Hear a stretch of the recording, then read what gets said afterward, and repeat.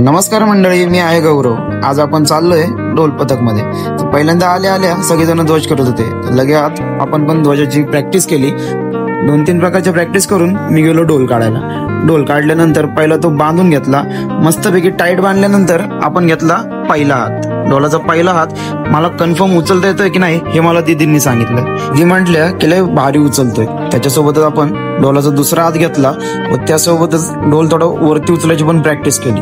त्याच्यानंतर थोडं मला भारी वाटलं, त्यानंतर अजून ढोल उचलला। ढोल उचलल्यानंतर आमची वॉकिंग प्रॅक्टिस घेतली। बापरे, ढोल असला हेवी होता, त्यामुळे मी तर डायरेक्ट उलटा फिरलो आणि रिवर्स चालायला चालू केलं। गणरायाच्या आगमनाच्या आधीच पावसाने हजेरी लावली। मग आम्ही आतमध्ये शेडमध्ये आलो व शेडमध्ये आल्यावरती पण आम्ही प्रॅक्टिस केली आणि प्रॅक्टिस झाल्यानंतर मी लय दमलेलो।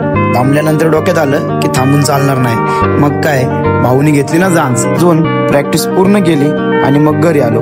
तुम्हाला हा व्लॉग कसा वाटला कमेंट मध्ये